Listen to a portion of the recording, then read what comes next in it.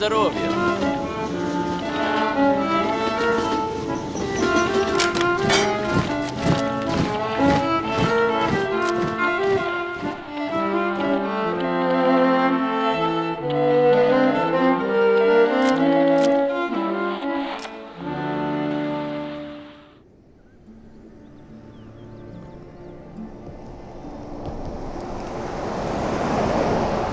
De bergen van de Caucasus vind ik een van de meest fascinerende plekken in de wereld.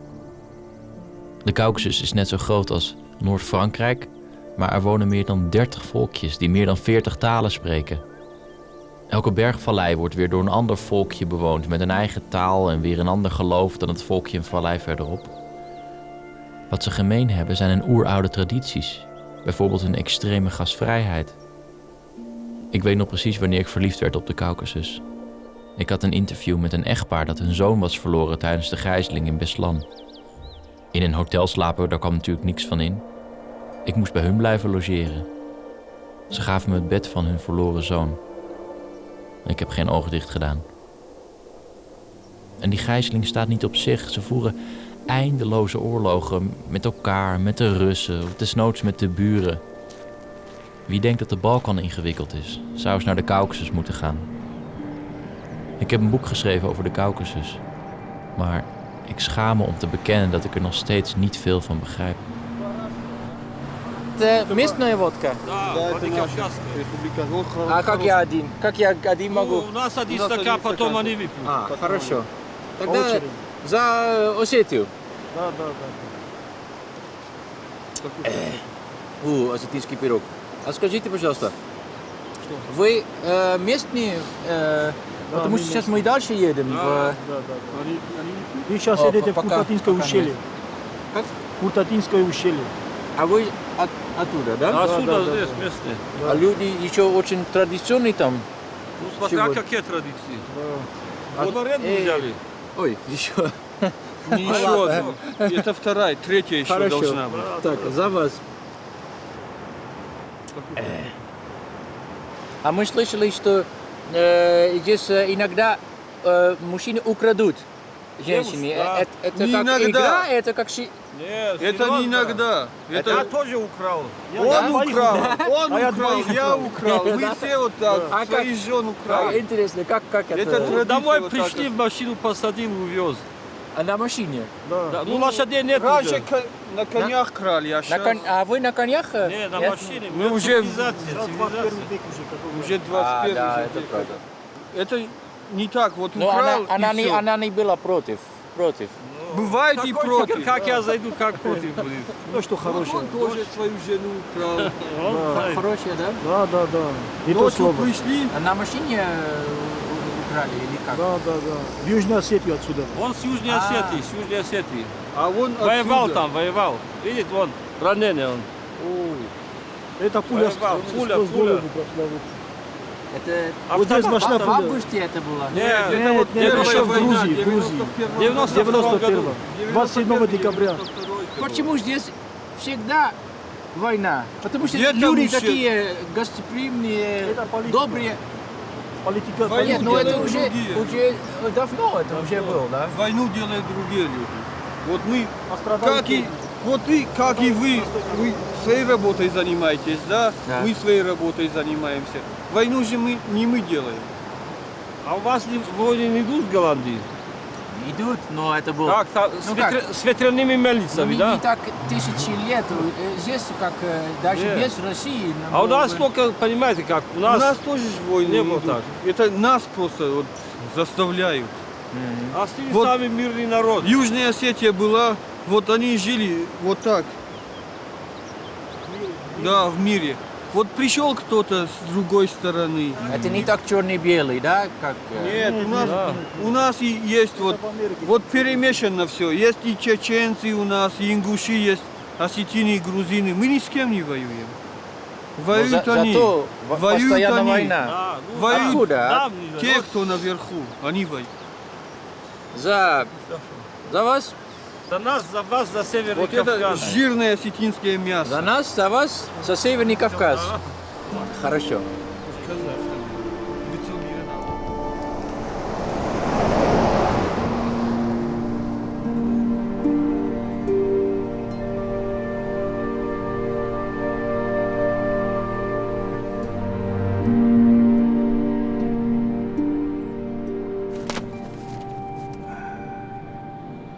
zelfmoordenaars zijn terug. Bom ontploft in Vladikavkaz. 10 doden, 40 gewonden. Waarschijnlijk een vrouw die zichzelf heeft opgeblazen in het busje. Andere headline luidt, is een speech van Medvedev. Rusland zal nooit de Caucasus opgeven. Dit is volgens mij wel echt de essentie van de Caucasus, deze 2 berichten.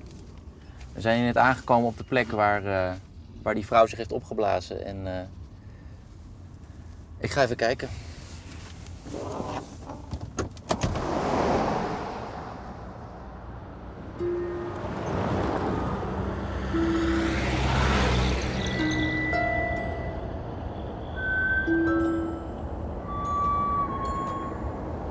We vlogen juist speciaal naar Vladikavkaz omdat het een van de veiligste gebieden is. Ironisch genoeg betekent Vladikavkaz letterlijk beheerste Caucasus. Het kostte de Russen 200 jaar om de Caucasus te veroveren, maar het gebied lijkt nog steeds zijn eigen gang te gaan. De laatste 2 burgemeesters van Vladikavkaz zijn vermoord.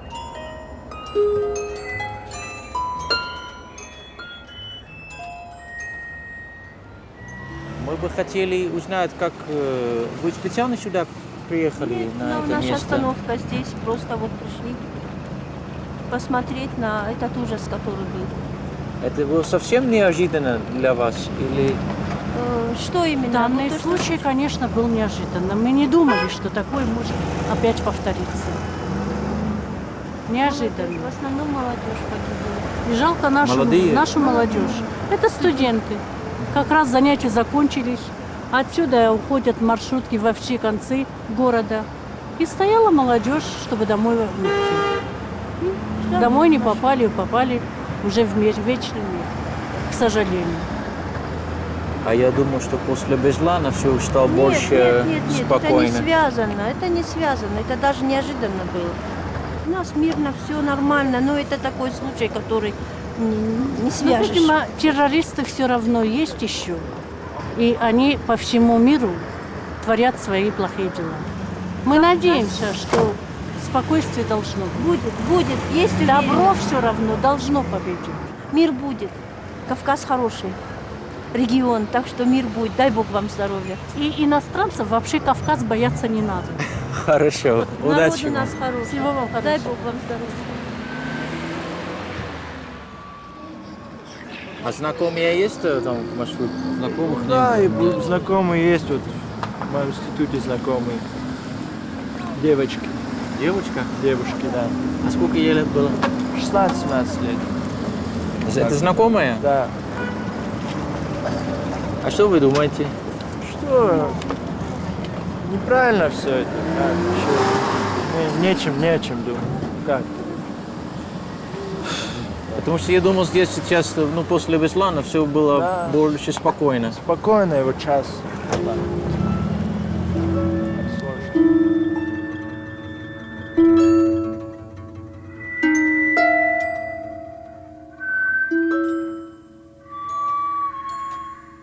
А Люба, вы бы могли сказать, что вы были здесь во время теракта? Да, там мое место, я видела. И больных, раненых я тоже помогала им.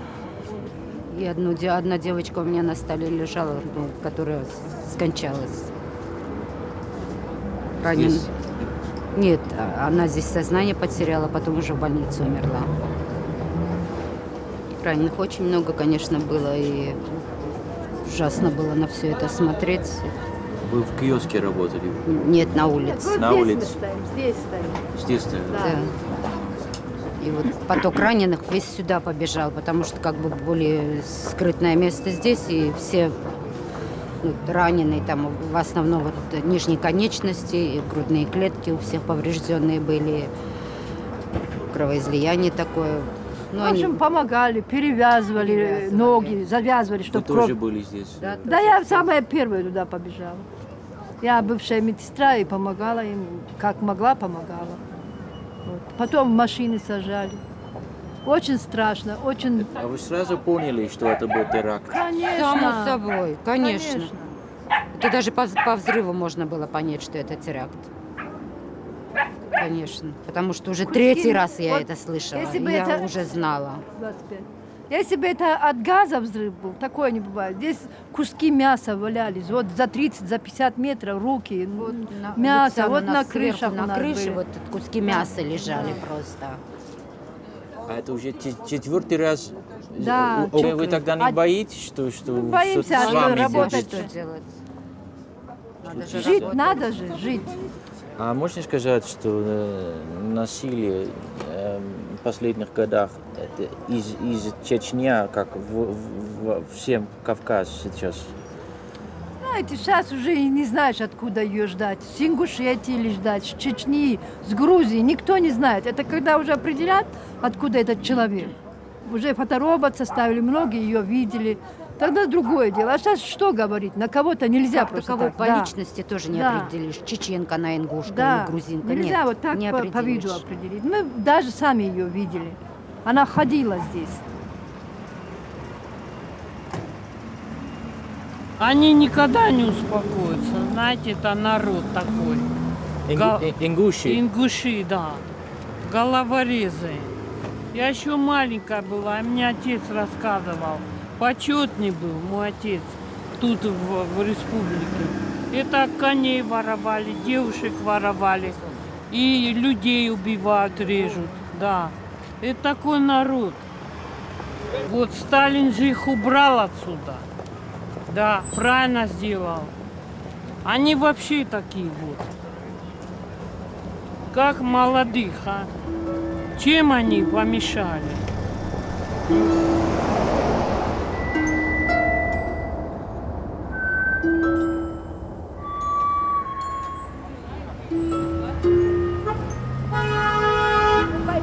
Geeft me toch een beetje een onbehagelijk gevoel. Alsof ik hier elk moment opgeblazen kan worden. Niet helemaal fijn hier.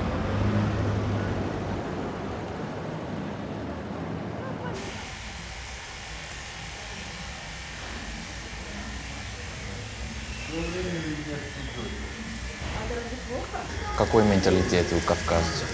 У кавказцев гордость. Сделаешь ему один раз хорошее, к примеру, кавказцу, он тебе всю жизнь будет делать его хорошее, отвечать на твое одно хорошее, он всю жизнь будет отвечать. Но сделаешь один раз плохое, он может, наверное, либо всю жизнь сделать плохое, либо один раз сделать плохое, но оно для его соперника станет роковым. Как бы вот так, наверное, может быть. А во всяком случае, просто понять кавказца, надо родиться. Да. Надо Значит, родиться. я никогда не буду понять. Нет. Смотришь чересчур нормально, смотришь. В общем, куда идем, куда стремимся, никто не поймет, никто не знает. Да. Думаем, все будет лучше, к лучшему будет идти. Я тоже надеюсь. Да, дай Бог, дай Бог. Я понимаю, волос все равно вырастет. Обычно говорят, почему стараешься? Волос все равно вырастет. Вы любите волосы? Вот видишь. Любите, да? Конечно. Даже кушаю иногда в суп его.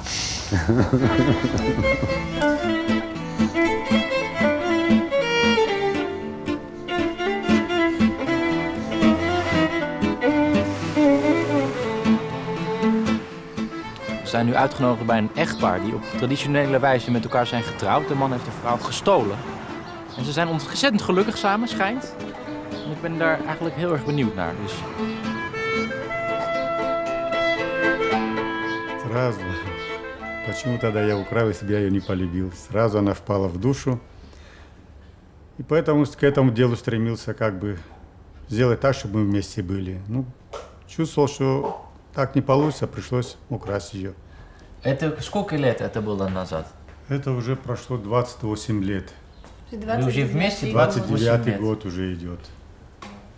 А сколько вам лет здесь было, Алик? Мне 32.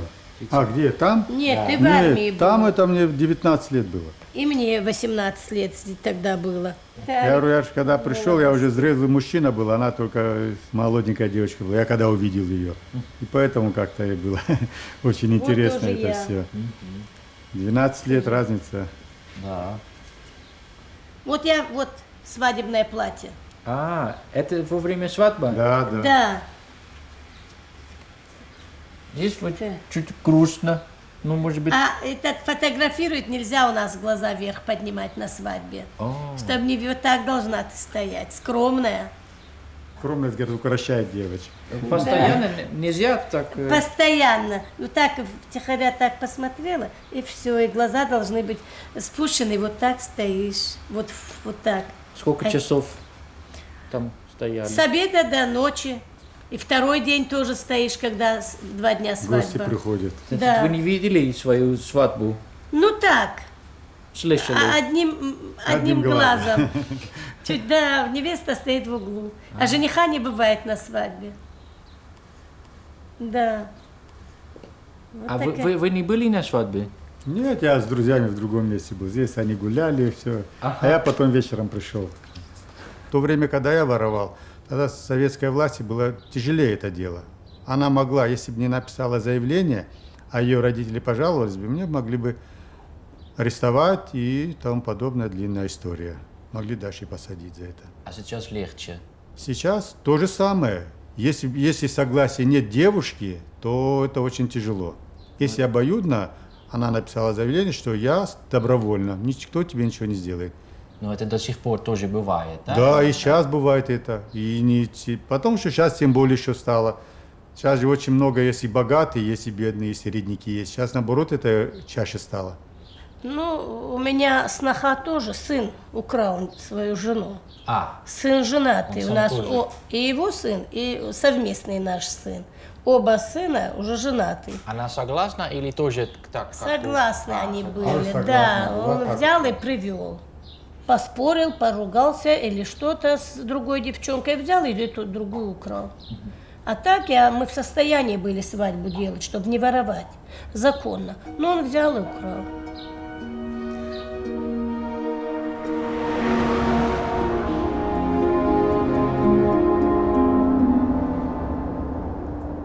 Die gewelddadige ontvoeringen zeggen natuurlijk wel wat over de Kaukasus. Zelfs harten veroveren ze met geweld. Een vrouw die kiest haar man niet en dat is natuurlijk niet goed. Maar een meisje in Tsjerkessië vertelde mij dat ze teleurgesteld was dat ze nog niet was ontvoerd. Dat is gewoon de manier.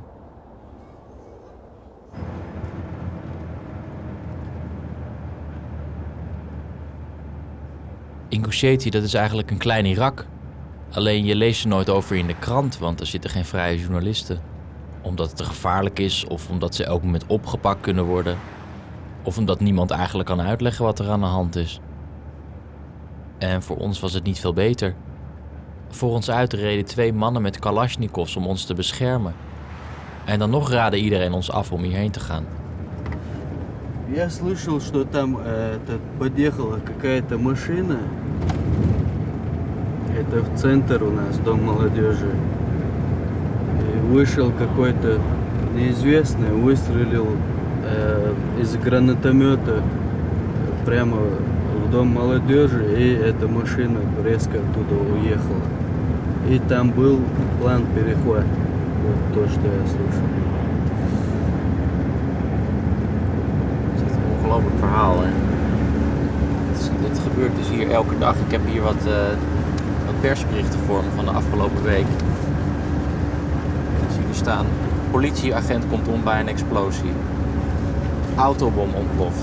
Politieagent doodgeschoten bij een politiepost. Politieagent raakt zwaar gewond door een automatisch geweer. Dit is dus van de afgelopen week. Het meest angstige is dat zelfs de harde hand van Rusland dit gebied niet onder controle kan brengen. In Ingushetie heerst op dit moment complete anarchie. De FSB, de voormalige KGB, heeft carte blanche in dit gebied, maar desondanks wordt elke dag ergens wel een politiepost opgeblazen. Een van de weinige kritische journalisten die vanuit hier verslag deed, werd vorig jaar opgepakt en in zijn cel per ongeluk doodgeschoten door een cipier.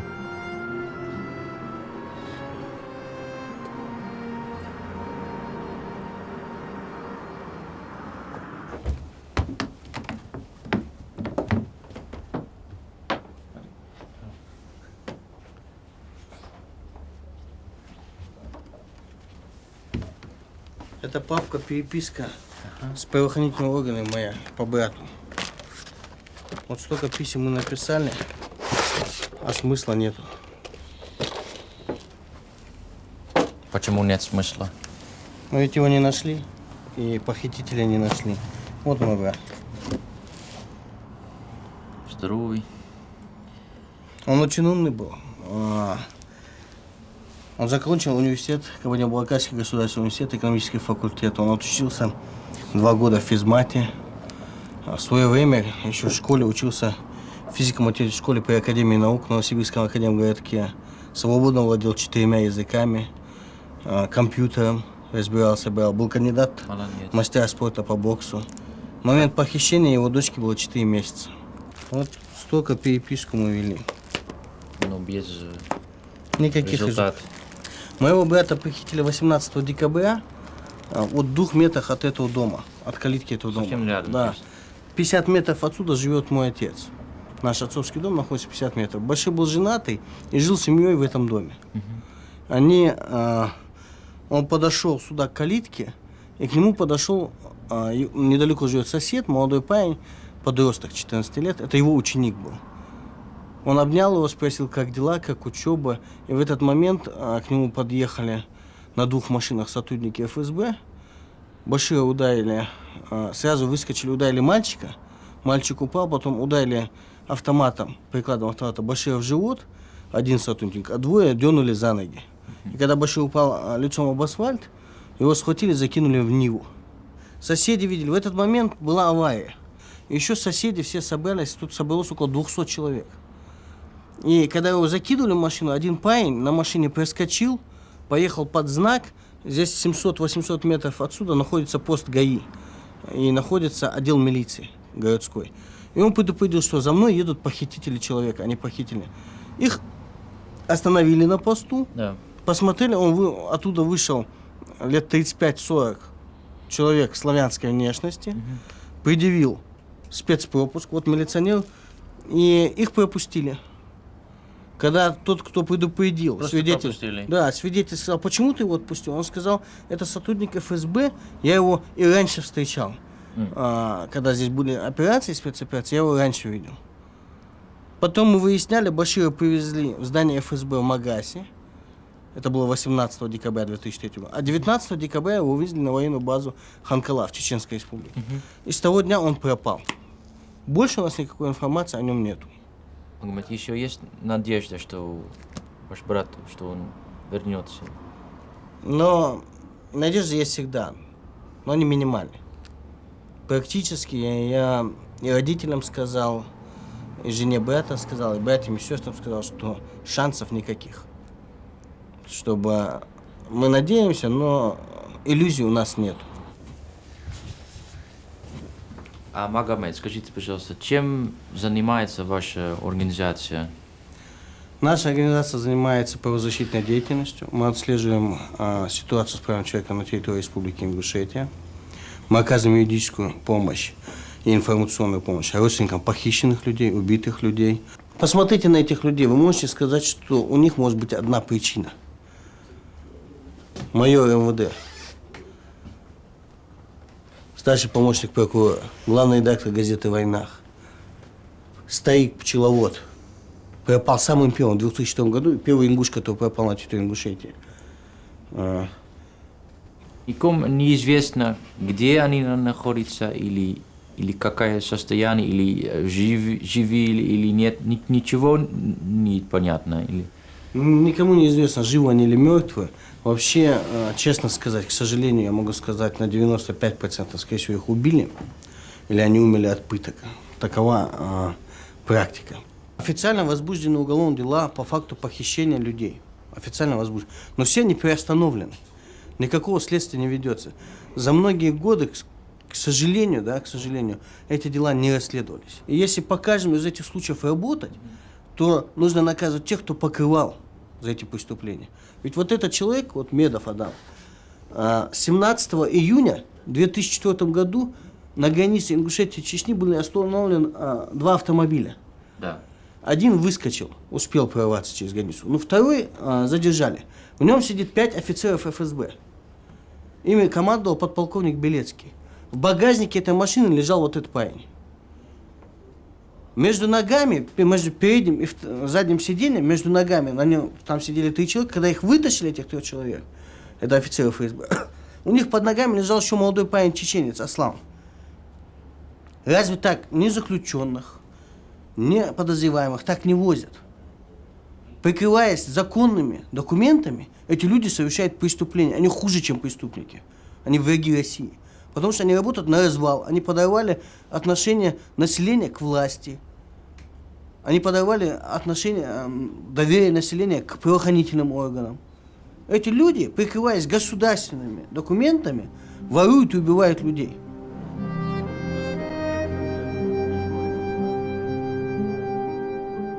Hij weet als hij door de deuren gaat van zijn huis, als hij de straat op gaat, dan is hij dood. Dat zo'n man dan wel voortdurend zijn werk blijft doen. Terwijl hij min of meer gevangen is in zijn eigen huis. Угрозы на протяжении 5 лет было немало было и покушений. Каким образом, например? Нас и обстреливали, лично меня, похищали моих сотрудников, нам угрожали убийством, появлялись разные статьи. Наш офис очень часто нашу работу проверяли. В том году нас 14 раз проверяли, хотя по закону имели право только 1 раз. Документацию и так далее. Но на самом деле я мусульманин, верующий мусульманин, я не боюсь смерти. Почему? Иншаллах. Потому что я знаю, что все предписано, когда мы родимся, когда мы умрем. Нужно бояться безразличия, нужно бояться совершать плохие дела, да, позора и стыда. Нельзя бояться того, что неизбежно. Пройдет время, мы все умрем, но жизнь нужно прожить достойно. А почему вы сами считаете, что Кавказ так важный для России? Очень стратегическое место, Кавказ. Нет, здесь было очень спокойно все время, пока вот это не произошел развал СССР. Но это что мы слышали эту неделю, что все говорят, что, конечно, мы все мирные люди, мы все не хотим войны, но все равно здесь постоянно теракты, войны. Почему тогда продолжает? В чем причина? Причина, мне кажется, все в органах. Нету нормального контроля. Кого не надо, останавливает, а кого надо, не останавливает, не проверяет. Все зависит от органов. Если бы они, внутренние органы, работали нормально, этого бы не было.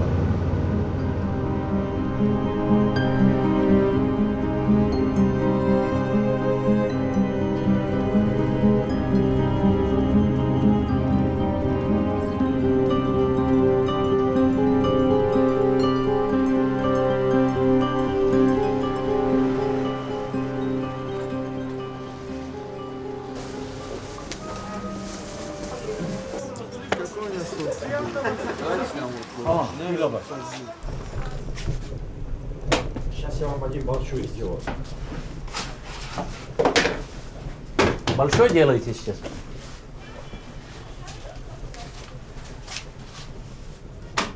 Die is voor ons, deze.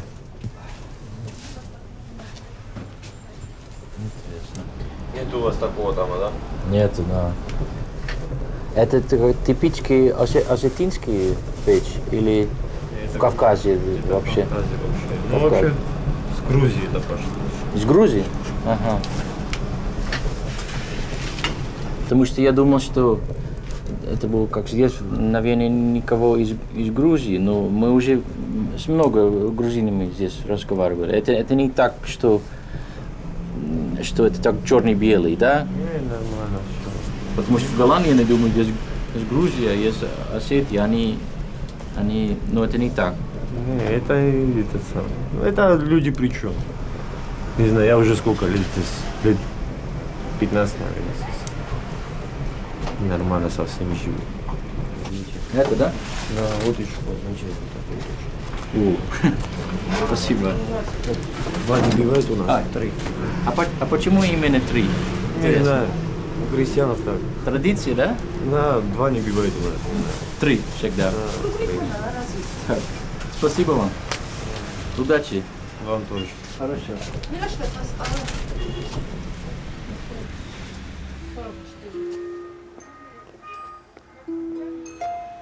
Ze kunnen nog zoveel geld pompen in mooie nieuwe scholen.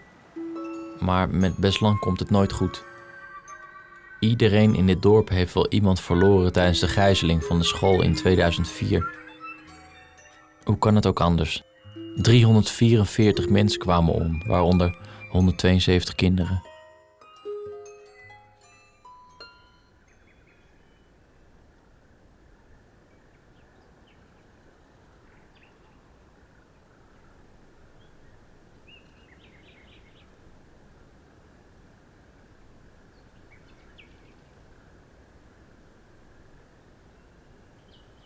Het was de eerste schooldag. Dat zat een feestelijke dag in Rusland. David, de jongen van 10 in wiens bed ik sliep, had een cadeautje voor de leraar meegebracht. Zijn vader wist aan het begin van de gijzeling te ontsnappen. David bleef achter. Van al mijn bezoeken in Beslan kan ik mij nog het meest een plukje haar herinneren dat aan het plafond hing van het wiskundelokaal. Het was het enige dat was overgebleven van een van de terroristen die zichzelf had opgeblazen.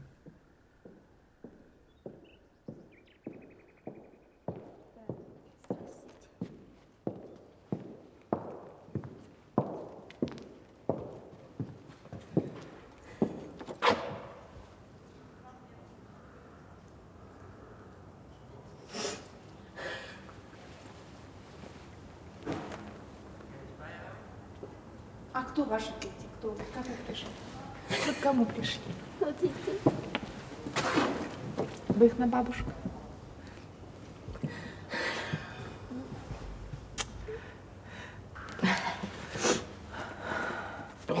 А вот посмотрите, целая семья. Да. Все погибли. Папа, дети, мама. Все 4 погибли. Все 4 погибли. Глаз выбили. Это кто? Это внучка. Она живая осталась? Ну, живая осталась, но без глаза. Без глаза? Да. Ой, боже мой. Почему глаз у многих, правда? В каком она классе учится сейчас? Сейчас в 6. А, не с Аминой она? С Аминой? Амина их Сабановой. Приходит она к Амине Сабановой? Амина ее подружка. А, вот они близкая. приходят. Я видела, к Амине она Да, приходит. да. Какая девочка красивая. Да. Спасибо. Холодно. Невеста какая была. Это невестка ваша? Господи, как дочка родная. Какое горе. Оно не проходит. Даже уже спустя 4 года все плачут, не живут. И очень многие девочки остались без глаз почему-то. Вот ее внучка осталась без глаза. А красивая девочка. В общем, Беслан растоптали, уничтожили. Я постарела на 10 лет. Да какой лет, 10 лет? Все ужасно. Все, у меня убили мою жизнь. Да. Растоптали, унизили, оскорбили. Мне, я вам... Вот она, моя девочка. Хорошая. Хорошая девочка. Она, видите, какая?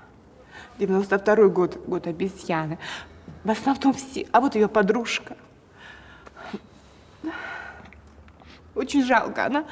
Ей 16 лет было бы в этом году. Вы представляете, 16 лет. Она рисовала, она вышивала. Ну за что она должна была погибнуть? Скажите, за что? Что там что-то Путин захотел?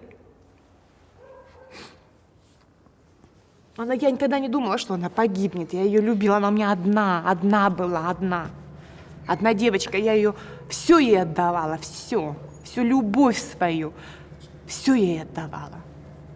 Они ничего не могли, я ничего не понимала. Сидела как меня пристукнуло. И они начали быстро все развешивать, все расставлять. Ну и кричали: сидите, молчите, что вы тут так себя ведете, как базар устроили, сейчас мы будем убивать вас, если вы будете шуметь, и так далее, и так далее. Ну и мы вот тут сели, все сидим вот так на попе прямо, да, в своих нарядных платьях, там все. И начали вон там мужчин всех выводить, мужчин. Всех собирают и уводят. Собирают и уводят. А их уводили, потом я узнала, да? Ну, потом. Они не возвращались, что их уводили на второй этаж, расстреливали и выбрасывали. И с окна выбрасывали свои, ну, например, вот настрой, да, вы остаетесь последний, вас расстрелять, вот всех нас расстреливают, а вы нас выбрасываете. Первые часы воду давали. Но приносили ведра, кружку и говорили террористы: пьют только дети. И моей девочке досталась кружечка воды. Она взяла, выпила, Альбина моя. И я говорю: пей, мне не надо. И она взяла изо рта в рот, вот так вот, да, дала мне 2 глоточка воды, моя девочка. Она маме, она выпила сама. Потому что только дети. Они, да, сказали: пьют только дети. И она вот кружку взяла и пьет. И все равно набрала в рот воды и тут же села, она же рядом со мной сидела, и дала мне из своего рта в рот мне, да, как вот птички, 2 глоточка воды. Хорошая девочка была, да?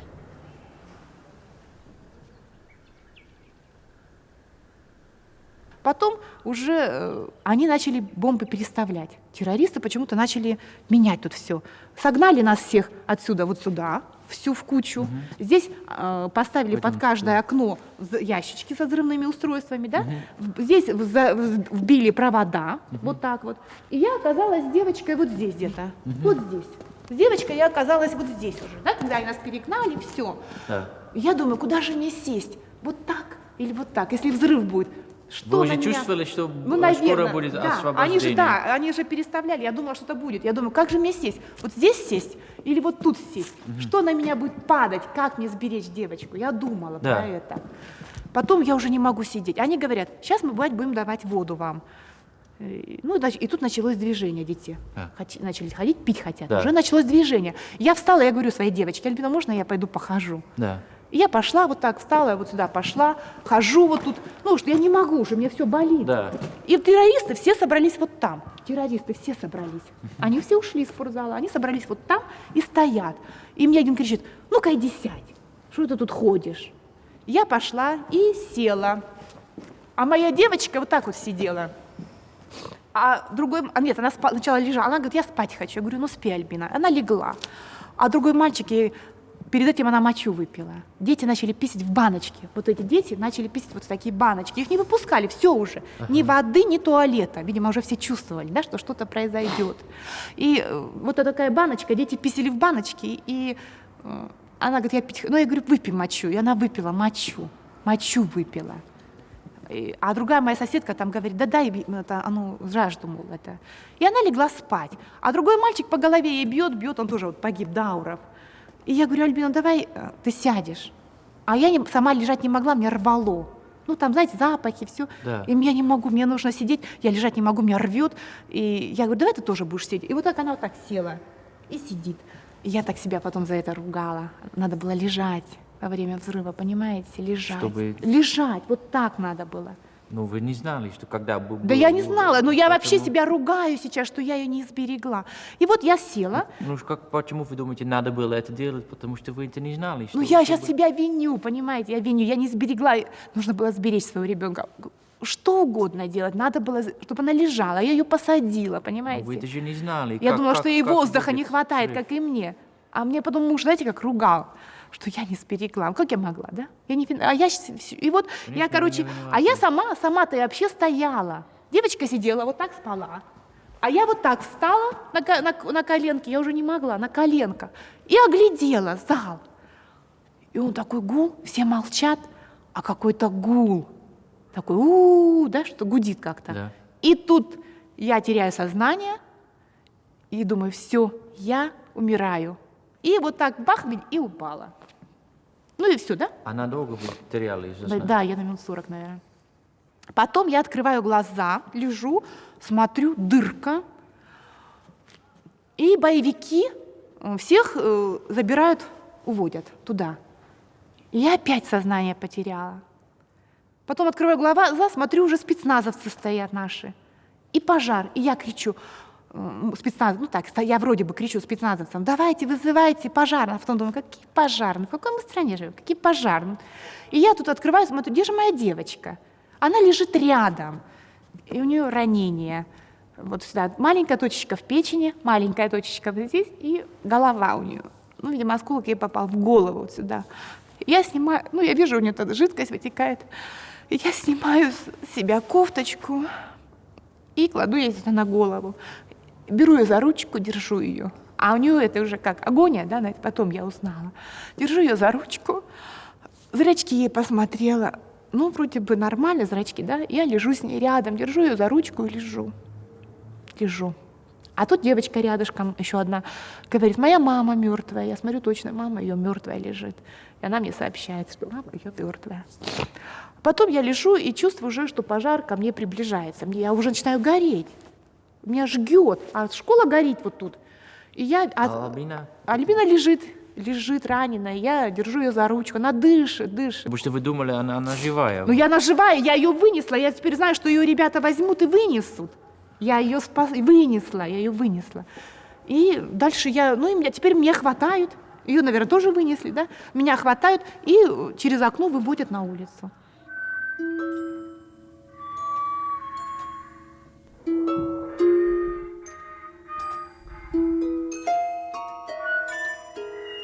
А Лариса, мне интересно, что вы иногда это расскажете, как я могу объяснить? Я вообще никому не рассказываю, как я ее обнаружила и какие у нее были ранения. Я никому это не говорю, вот только вам, да? Почему-то я не хочу пусть она будет живая, да? Я же ее не видела мертвой. Она для меня живая, я никому не рассказываю, как я его нашла, ее раненую, даже мужу не рассказала.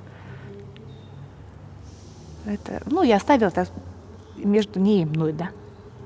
А у вас остатки тоже фрагменты, да? Да, я плохо слышу. У меня барабанная перепонка разорвана. У меня 2 осколочка в голове. В руке несколько удалили, тут еще остался осколок. В легком осколке. Множественное осколочное ранение. Все тело у меня в осколках. Самый большой осколок у меня сердце. Все.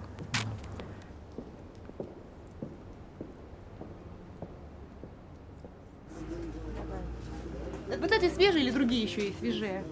Нет? Вот это.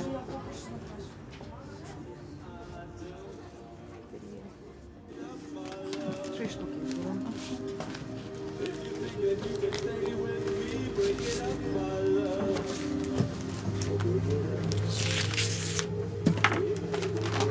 Так только держать.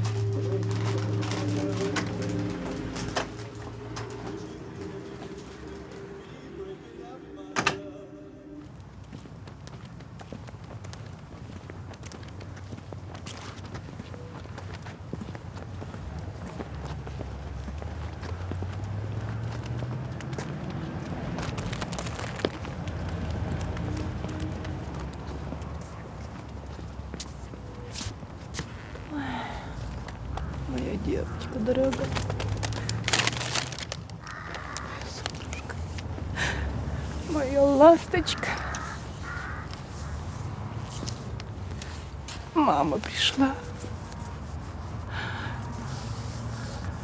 Дочечка моя. Солнышко мое. Солнышко мое, девочка моя.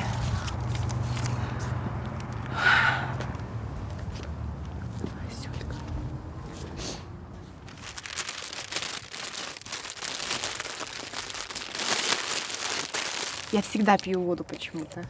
Мне советую, да, чтобы и им полью, и себе воду. Обязательно. Потому что они не пили.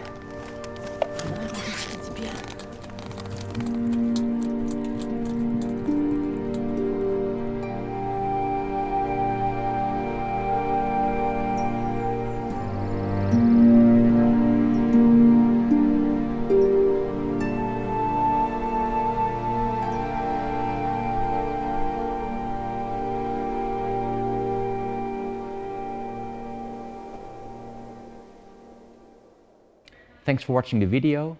You can of course look at the next episode, or you can look at the other recommended series, and don't forget to subscribe to our channel.